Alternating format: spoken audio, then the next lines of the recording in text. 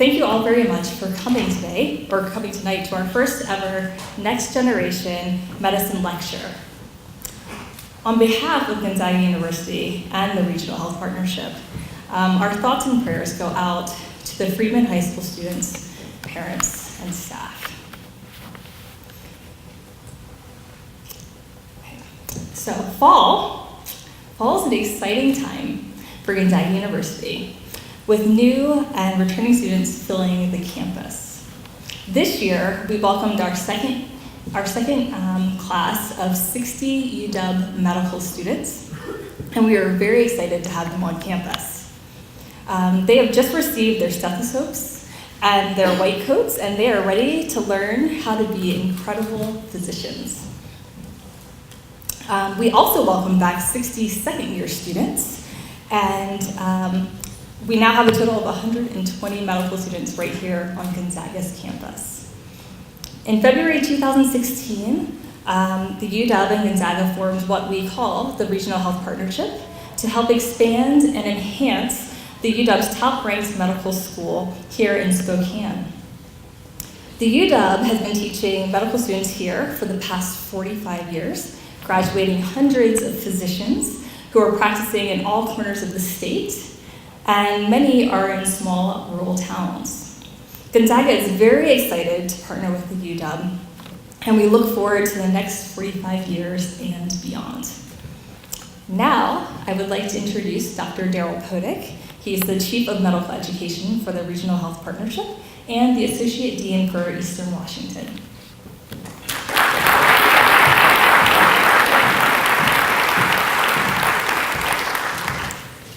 Thank you, Courtney.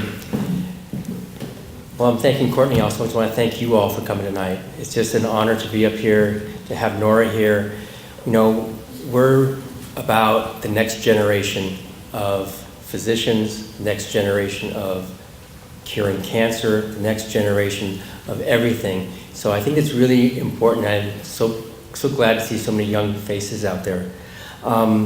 As Courtney said, I've been with the University of Washington a long time. I came to Spokane here 23 years ago to get involved in medical education full time. I'm a practicing internal medicine physician. I've been teaching with the internal medicine residency here in town for that entire 23 years. I think it's important for us to know that all of us who are involved in medical education here at University of Washington in Spokane remain clinically active. We all continue to see patients. I think that's really important for our students to see and for you all to know. I'm excited that this is the very first next generation of medicine talks that we're going to be giving. We're going to be trying to do these at least twice a year if we can. And to have Dr. Nora Disis kick it off is really a privilege. She's a wonderful researcher, and it's just a great privilege. I think this event has been made possible by many people, lots of hard work, the Alumni Association, the Regional Health Partnership, and we wanted to be able to bring world-class researchers to let you know what is happening not only in Seattle, but the potential for us to grow our presence not only in excellent medical education, but research here in Spokane. At this point, I'd like to bring up Dr. Allison Lambert, who will introduce Dr. Disis.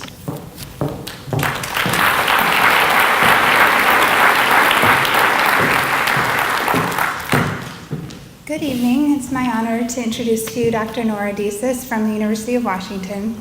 Dr. Disis is a professor of medicine, an adjunct professor of pathology and obstetrics and gynecology at the University of Washington, as well as a member of the Fred Hutchinson Cancer Research Center. She's also the Associate Dean for the Translational Science in the University of Washington School of Medicine, as well as the director for both the Institute for Translational Health Sciences and the Translational Center in Women's Health at the University of Washington.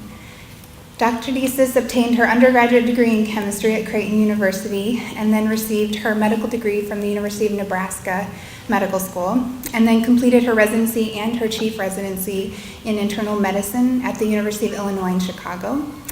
She then conducted her fellowship at the University of Washington in oncology, and that's where she's remained for her illustrious scientific career. So we were fortunate that she ended up there for her final step in her training process. She is one of the pioneering investigators who discovered that HER2/neu is a tumor antigen. And her work has led to several clinical trials which evaluate boosting immunity to HER2/neu with cancer vaccines. These vaccines have the potential to not only cure breast and ovarian cancer, but have also laid the groundwork for other cancer vaccines to treat immunologically similar cancers.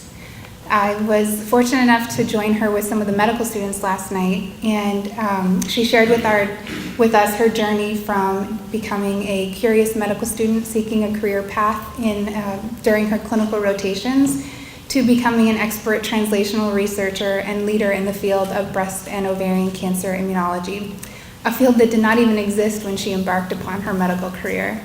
So their excitement was palpable as they eagerly asked her very insightful scientific questions last night. And as I listened, I was struck by the personal characteristics and experiences that lead to the making of a brilliant scientist conducting groundbreaking work. So it is my pleasure to please join me in welcoming Dr. Nora Disis.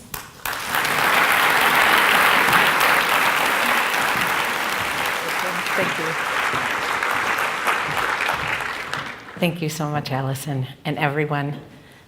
It's a pleasure to be here and to be able to talk to you today about some of the research that my group is conducting at the University of Washington. But I also want to talk a little bit about some of the very exciting research that's really changing the way that we're treating cancer today. So I want to start with the star of the show, which is the immune system.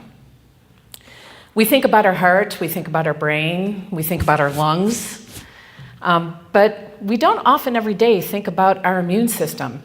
Yet it's the most powerful group of organs that we have in our body. If we didn't have our immune system, we'd die, like pretty quickly. And we don't think about our immune system, I think, because it's a lot of different things. It's our lymph nodes, our spleen, our colon. The largest immune organ in our body is our skin. This is the most important member of the immune system right here, because our immune system protects us not only from germs and pathogens, but it also protects us from toxins and things that are trying to get into our body. I think another reason why we don't think a lot about the immune system is because there's a lot of players.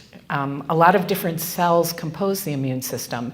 And so when we think about organs, something big like the heart, the warriors of our immune system are really lots of different cells that have hundreds of different names. But they really break down into two camps.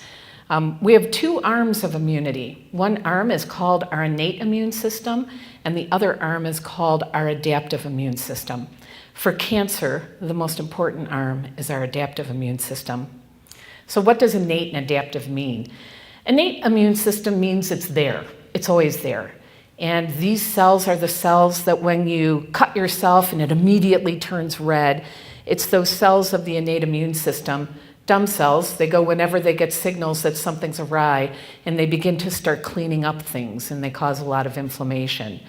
Innate immune cells usually are fast to the job. They don't care who they're working for. They'll go wherever they're called, and they don't really have a very diverse response. They only respond to a few things.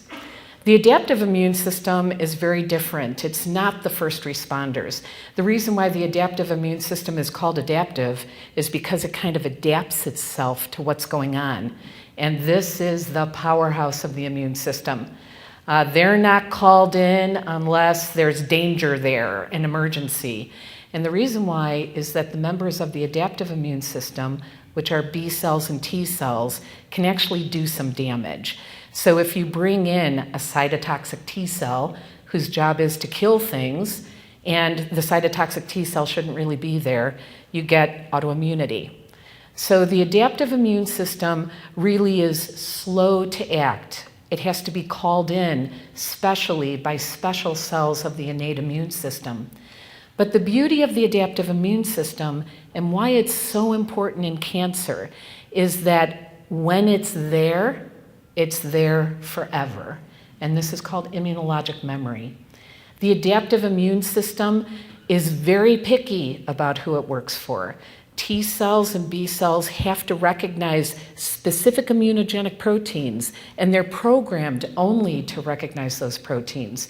So their attack is extremely specific. And the final thing about the adaptive immune system is that it can go anywhere.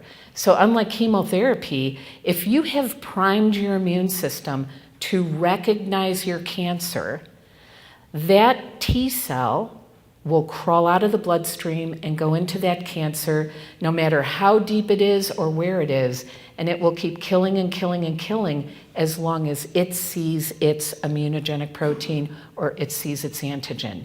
And that's why, for literally over 100 years, people have really been studying the immune system and trying to figure out how to stimulate the immune system to attack cancer, because it's really the only way we would ever be able to cure cancer, because it's the only thing we know that will get down to the single cell kill. And chemotherapy will not do that. So can you harness the immune system? Of course you can harness the immune system. We can train the immune system to recognize specific immunogenic proteins.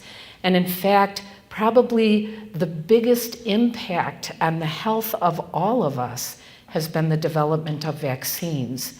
And you can see by training the immune system to recognize diphtheria or influenza, measles, mumps, pertussis, polio, we have pretty much eradicated those diseases that used to kill us. 100 years ago, most of the people in this room, or at least half, would be dead of these diseases. And now with the advent of vaccines for infectious disease, most of these diseases aren't even in our vocabulary anymore. And we probably will never see people have polio again in just a few more years. So the issue is, we know that the immune system can be harnessed. And I'm going to show you some data that the immune system does make a difference in terms of cancer. So can the immune system be harnessed the same way for cancer as it can be harnessed for infectious disease?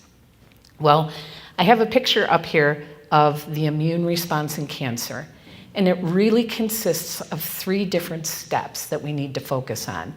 If you look at the cancer, that's that big grape-like blob there.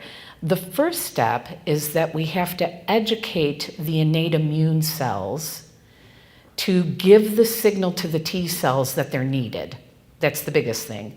If that signal doesn't happen, all you're going to have is those innate immune cells doing what they do without any recognition at all, just probably causing a lot of commotion. So we need to be able to get those innate immune cells to process the cancer and travel to the draining lymph nodes where the T cells are hanging out and present cancer to those T cells in a way that step 2 is going to activate those T cells. If the T cells aren't activated, they're just going to sit in the lymph nodes and not do anything. But if they get the call that something dangerous is going on in the body, you have step 3, T cell dissemination. And that is those T cells activated, danger signal, know they have to go kill something, are going to travel through the bloodstream to where they're getting the signal that antigen is there, their immunogenic protein that they're recognizing, and they're going to stay where that is and do what they do, which is kill those cells and secrete substances that will bring in more T cells to kill those cells until those cells no longer exist. That's what happens when you have a herpes infection and suddenly the herpes infection is cleared. That's your T cells doing what they do because they got that danger signal. And the big question is, how can we make cancer look more dangerous? We know that immunity means something in cancer. And how do we know that? Because we've studied thousands and thousands of tumors now, looking for those T cells, which we know are needed to be able to kill cancer, whether those are in the tumor. T cells in the tumor mean that the T cells are specifically seeing something in that tumor. They're recognizing their immunogenic protein. So it means that an adaptive immune response is going on in cancer. And what studies have shown us, in almost every cancer, there have been studies of thousands of melanomas, thousands of breast cancers, thousands of ovarian cancers, that some patients have a signal in their tumor that both killer T cells and helper T cells, the ones that bring the killer T cells to the tumor, have been able to infiltrate the tumor in very high numbers and penetrate into the tumor stroma. These very specific cells, they're called CD8 cells and CD4 T cell helper cells, are the cells that are needed to kill cancer. And in fact, a group of investigators really worldwide have looked across all this data and come up with the exact numbers of T cells that need to be in your tumor for you to have a better prognosis with your cancer. If you're a patient who has early stage cancer, so you don't have metastatic disease, and you've been able to get these T cells to the point where they've penetrated into the tumor and are found in the tumor parenchyma, you will not be a person who ends up having a disease relapse when compared characteristic-wise to other people that are very similar to you. Even if you're a patient who has widely metastatic disease, if you have these type of T cells in your tumor at high density that have been able to break through the tumor capsule and get deep into the parenchyma, you're going to be one of those people who lives much longer than expected. And we all know those people. And we're starting to look into the tumors of people like that from their primary diagnosis and see that potentially the reason why they're in that category is because they had this type of immune response. And in fact, across many cancers, this quantitation of T cell infiltrate, which is called Tcell, is so strongly prognostic that investigators have made up an immune score where we can literally take a checkbox and say, do you have this, do you have this, do you have this, and put you in a prognostic category, either favorable or unfavorable.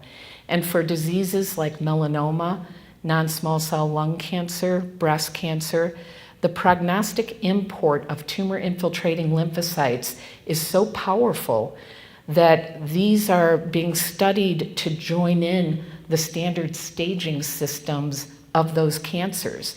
So when you have that cancer and the doctor tells you, oh, your cancer is this big, you have this many positive lymph nodes, oh, and by the way, this is your Tcell score. That's happening. That's happening now.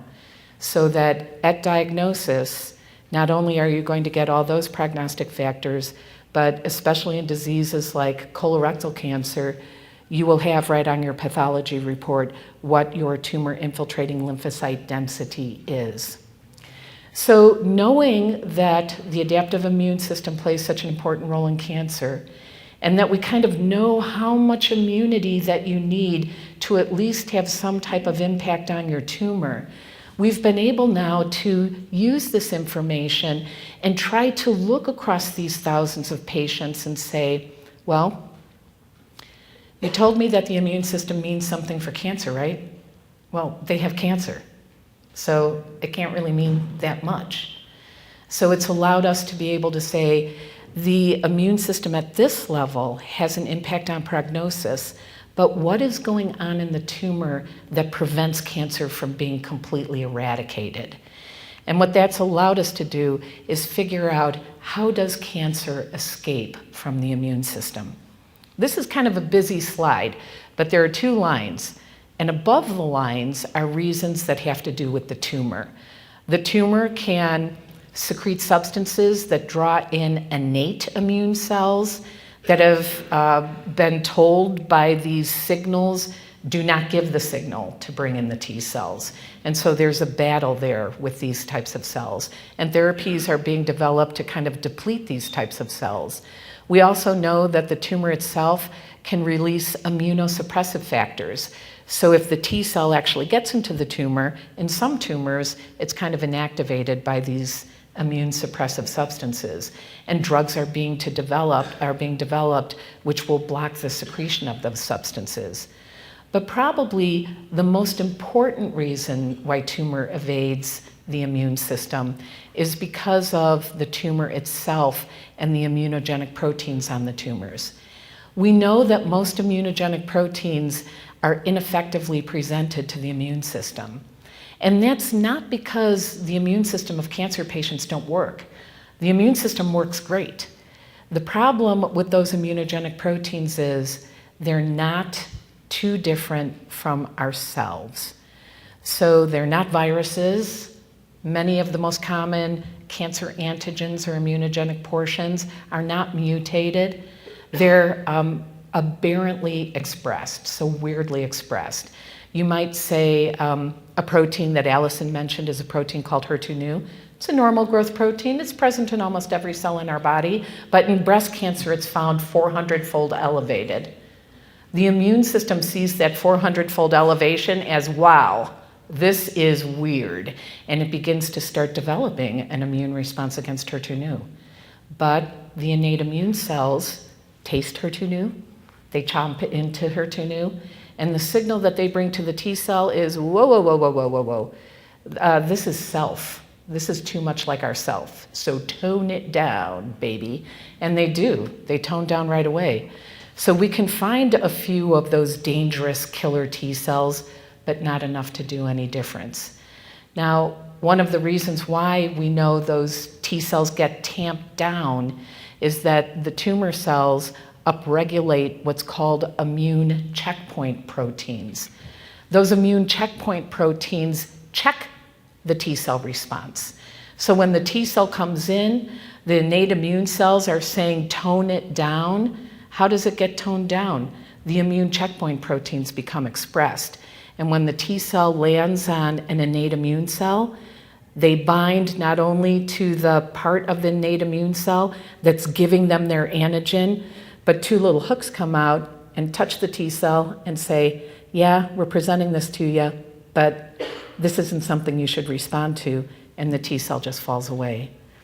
So I'm going to start by telling you a story about immune checkpoint inhibitors, because many of you have already watched TV and seen that lung cancer lady who's now going to live for the rest of her life because she had this life-saving drug. For us in oncology, we think that's a little over the top. But I do have to say, these immune checkpoint inhibitor drugs have completely changed the way that we treat cancer. And it's all based on that understanding of how the immune system is trying to turn off that T cell immune response to cancer to prevent the development of autoimmunity. So let's really buzz in on those immune checkpoint proteins. I told you you have a T cell, and then you have an innate immune cell that's presenting the antigen or immunogenic protein to the T cell, but at the same time, its antennae have come up, and it's also telling the T cell through these immune checkpoints, this is self, don't respond. So some brilliant scientists who found out that this is one of the mechanisms of immune escape by tumors said, what if we just block these immune checkpoints? What if we created antibodies that we could put into the body that would just bind to these immune checkpoint proteins when they became upregulated on these cells? So they did that. And what they found was these antibodies, and here are a whole list of them here, when they bound the immune checkpoints, let the T cell see the antigen without getting that turn off signal.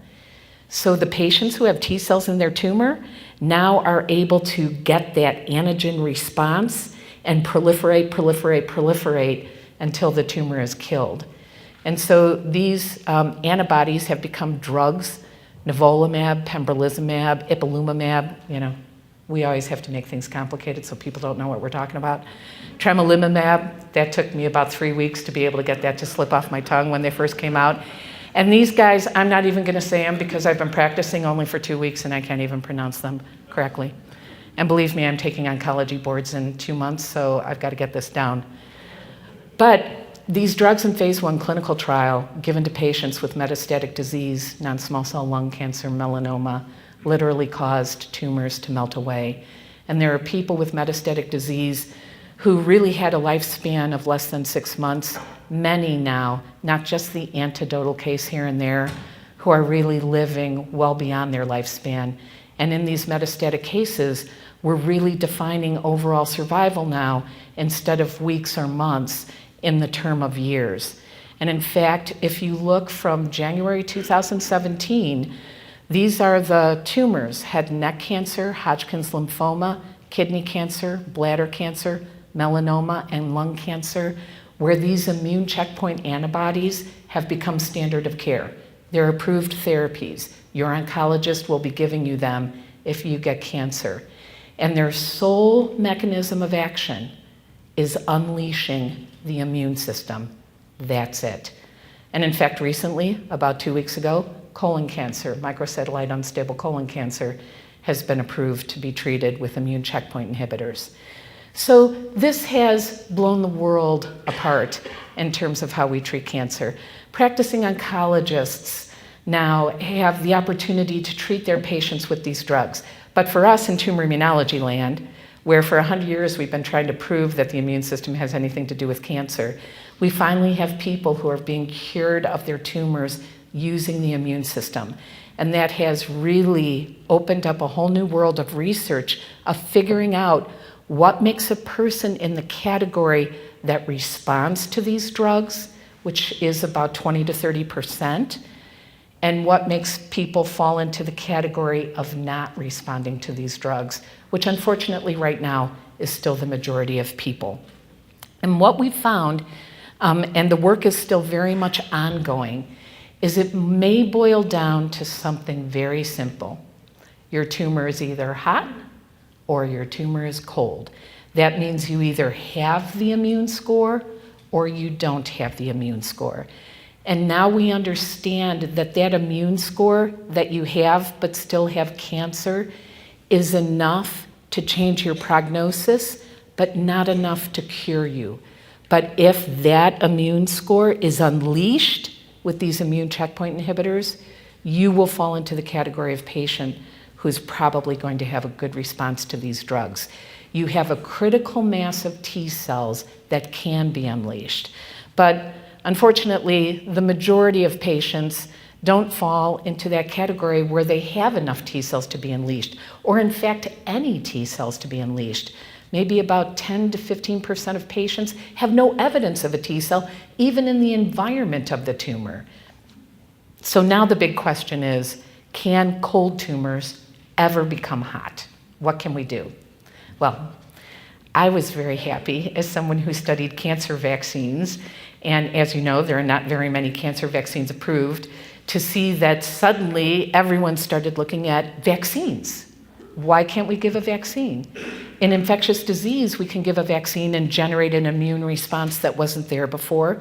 So can we do that for cancer? Can we make cold tumors hot by immunizing patients to be able to drive T cells to the tumor?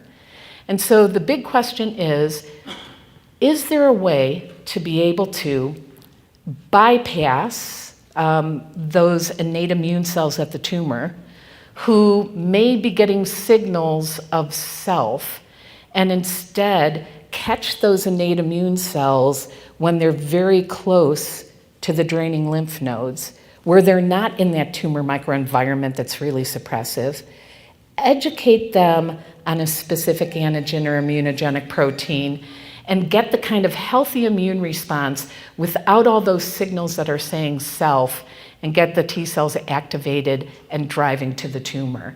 You might say, if you give a cancer vaccine in the right setting of someone who's been treated with their cancer but high risk of relapse, a vaccine alone might prevent them from recurring their disease, and we'll talk about that. But maybe in patients who have widely disseminated disease, if you could boost an immune response even a little, combined with those immune checkpoint inhibitors, we would drive those patients into a hot tumor that could potentially respond. So our group at the University of Washington has been working for many years, over 15, on how to get that danger signal through vaccination. And so I just want to run through with you what we have found as steps that have resulted in a clinically effective cancer vaccine.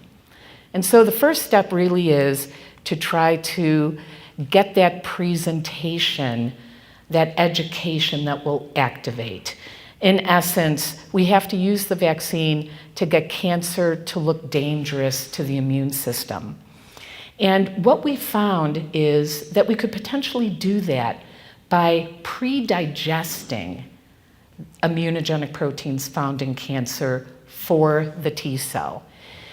The way T cells recognize antigens or immunogenic proteins, like I told you before, is that they don't really recognize them directly by docking onto the tumor. They need those dumb innate immune cells that are mucking things up a little bit.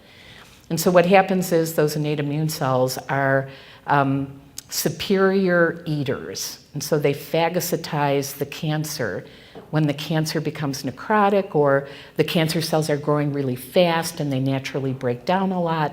And those innate immune cells come and they pick up the antigen.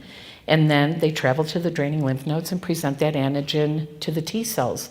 But the way they're picking up the antigen in the wild, in the tumor, causes them to give that signal, this is self. What we found is going to the infectious disease literature and using a lot of their technologies that we could take a cancer protein, self-protein, normal self-protein, and we could use algorithms that have been trained to recognize what portions of the proteins are specifically capable of being recognized by the T cells.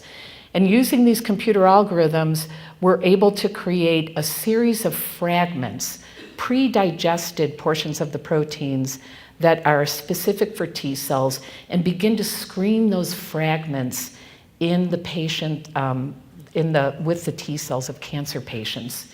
And we made a very interesting discovery that some of those fragments really are uniquely suited when they're given to T cells to give that signal, don't respond to me.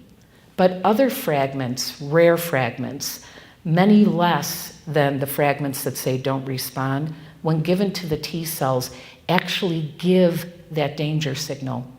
And we found that these fragments in the wild, in the tumor, are never presented at high enough levels to be able to stimulate the T cells in the tumor, but in the patient.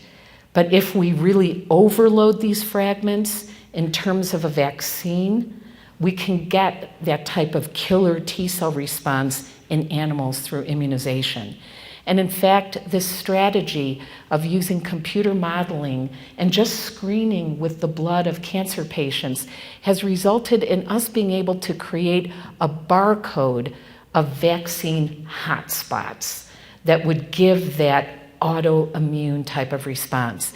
And so this represents a barcode of a protein called IGFBP2. It's very important in ovarian cancer. It's one of the reasons why patients get ovarian cancer metastases. And you can see these blue bars and green bars. Those are the fragments that when fed to T cells, turn off the T cells, no activation. But these red bars and orange bars, those are the fragments when fed to the T cells actually result in activation. So these are the fragments that we put into vaccines and are fragments that we're using to run phase 1 clinical trials. And I'll show you a little bit of data from those studies. So the first thing is being able to figure out how to present immunogenic proteins to the T cells to give them that activated danger phenotype. The second thing is actually about the antigen themselves. Cancer is heterogeneous. There's 1 million immunogenic proteins in cancer. Some of those proteins are presented on cells that have been so genetically remodeled, they're not even human at this point. If you directed an immune response against those proteins, you're not going to have any impact on the cancer. We found that if you really wanted to have impact on cancer, you have to target the drivers, the proteins that are the cause of cancer. And this is where another big breakthrough has come forward in genomic medicine. Now that we're able to identify your human genome, you can 23andMe, it'll tell you everything you need to know about you. In the laboratory for much less money, we can take a cancer and 23andMe just that cancer and see everything that's going on in that cancer. Now, if you do that across 10,000 cancers of the same type, you begin to see patterns. And those patterns are identifying driver genes, proteins that are really defining how that cancer grows. So when you look at the cancer, even though it's heterogeneous, as it progresses, even from stage 1 to 2, you begin to see these drivers really dominating because they're the ones that are really forcing the cancer to grow. And so with this marriage of genomic medicine and immunology, we've been able to identify many driver proteins across many different types of cancers. And so really targeting the immune response to the drivers is going to give you a chance to eliminate those drivers and potentially stop the ability of the cancer to progress. And then finally, something that people don't really think about is what is the clinical strategy for cancer vaccines? And this is what I mean. If you were to have pneumonia and you are sick, and you go to the emergency room and the ER doc comes at you with the pneumovax, you would probably be on your phone calling your lawyer because what you really need is penicillin. So vaccines don't do very well in treating active disease. So patients who have really advanced stage disease, you have to be very creative with how you use vaccines. But if you think about a patient, if you believe in therapeutic vaccines, that's been through treatment, has no evidence of disease, but is in that high risk category, so you know the chance of recurring your disease is greater than 50%. The reason why that is you probably have a cell here or there that eventually is going to start growing again. And we think cancer vaccines, therapeutic cancer vaccines, really would work in that space to prevent disease recurrence. And then, of course, there's always the holy grail, the prevention of the development of cancer, where cancer vaccines would actually be used like infectious disease vaccines, where you could prevent people from getting colon cancer, lung cancer. I see a few smiles here. Yeah. There's clinical trials, let me tell you, and we'll talk about that last. So let's talk about a driver HER2/neu. Allison mentioned it. I told you that genomic medicine has changed the way we look about cancer. This is a study of thousands of cancers that have really defined breast cancer in a totally different way. And one of the categories now we know of breast cancer is HER2/neu positive breast cancer. That used to be the worst prognosis breast cancer.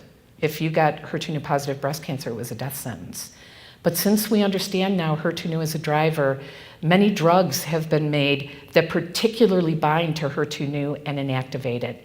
And it's become now one of the best prognostic cancers. But there's still a type of HER2/neu cancer that's estrogen receptor negative that still isn't doing as well as every other type of cancer. So we questioned, why not use HER2/neu as a target? We had defined it as immunogenic. We know now how to develop a vaccine against it. Let me walk you through that rubric of how would you use vaccines in different categories of patients. So one of the first things we asked is, if immunity to HER2/neu means something to potentially eliminating cancer, let's go to patients who have advanced stage disease, right? But I already told you that's kind of crazy to think vaccination is going to do something with patients with advanced stage disease. So we decided to address the question by trying a strategy called adoptive T-cell therapy. Now, many of you might have heard that there's been a drug approved for that recently by the FDA in leukemia, and that's adoptive T-cell therapy with genetically engineered cells. They're called CAR T-cells. And they've been able to cure patients who've relapsed their leukemia after allogeneic transplant. It's a new standard treatment now that people will get FDA approved. This is not that, it's different. So what we did was we took patients who were at the end of their treatment, there was nothing more to do, their disease was progressing, and we rapidly immunized them over a period of about 3 weeks. Before we immunized them, we couldn't detect a T cell specific for HER2/neu no matter how hard we tried. After we immunized them, we could take blood from the patients and in the laboratory grow up HER2/neu specific T cells. So they had retained a critical mass of T cells from vaccination that allowed us to at least expand them in the laboratory, give them certain substances that would give them that activation.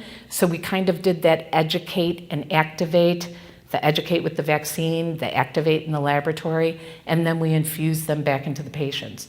So you would say, okay, so did they disseminate? Well, I'm going to show you an example of a dissemination. This was a patient who had very advanced metastatic breast cancer. It mostly was in her bones, almost every bone in her body. And we gave her a series of, they were all HER2 positive. We gave her a series of vaccinations. We removed her T cells, we grew them up, and we began giving her T cell infusions. And so we said, let's ask the dissemination question. We can label the T cells with indium. It's something that physicians use to track white blood cells. So on her third infusion of T cells, we labeled them. And then over a period of 72 hours, we gave her a particular type of scan called a CT PET scan. And the PET looked at glucose upregulation. And when tumors are growing, they utilize a lot of glucose, so the PETs get hot. But we were looking at it baseline, 24 hours later, 48 hours later, 72 hours later. That's not how fast breast cancer grows. And what we found was when we put the infused cells back into the patient, just with a label so we could track them, that the cells literally went to every one of her skeletal metastases. In fact, we unmasked, she didn't know this, that she had metastases in her calvarium, in the bone that covers the brain. But those T cells went to every single site. That's the beauty of T cells. They can crawl out of the bloodstream and they can go to where they see their antigen. And when we looked at the PET CT scan, almost every single site got very hot. And when we looked at the images, the T cells had crawled into her tumor and were actually proliferating and using glucose in the tumor. And it was interesting, the patient, every time she got a T cell infusion, all her bones hurt. But at the end of the day, her disease stabilized for about 18 months, not on treatment after the T cell infusions. And so this is an example of using vaccines in a creative way in patients who really don't have the capability of responding with healthy immune systems at this late stage of her disease. And so we're moving this strategy further in the clinic. So I had mentioned maybe the sweet spot for vaccines would be to prevent disease recurrence. So after we did a series of studies and we had this data that after vaccination, these T cells are probably activated enough to disseminate, we did a phase 2 study in 38 patients. These are patients with HER2 positive disease. They all presented with metastatic disease. They were treated with standard therapy and vaccination. And we gave them 6 vaccines over a period of 6 months, along with their HER2 targeted therapy. And this is data now really out several years showing that these patients, about 50% of them would probably have met a median overall survival at 24 months. So this is metastatic breast cancer. We have over 80% of the patients still alive, and almost a third of the patients still have not relapsed their disease after this time. And so in this setting of very minimal residual disease, we're advancing this type of vaccine and others into more advanced trials where we're comparing against standard of care, and hopefully similar data are coming from other groups in prostate cancer and things like that with vaccines. I think within the next 5 years, we're going to have vaccines as part of the armamentarium of adjuvant chemotherapy to prevent disease recurrence. But these successes, which have been relatively recent in the last 5 years, really started us vaccine people thinking about, the Holy Grail, prevention, primary prevention. And so we asked the question, what would be the antigens or immunogenic proteins you would target in primary prevention? And actually, there's a big nationwide push, just like the Human Genome Project looked across 10,000 cancers, to now start collecting lesions that we know are precursor to cancer.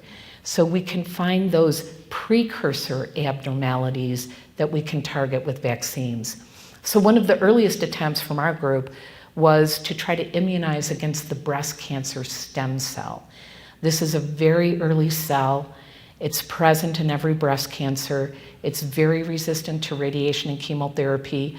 At recurrence, Many of these genes in breast cancer stem cells are now present in most of the cells in the recurrent cancer. And because of basic biology, we know what those genes are. So we've got the primary tumor, we've got genes associated with therapy resistance, with relapse, with the development of metastases, and you can put together a multiple antigen vaccine with components that would target every important pathway in the breast cancer stem cell. So we used our technology, we identified those immunogenic fragments that would give the danger signal, we created the vaccine, and the first thing we did was we took animals that were genetically engineered.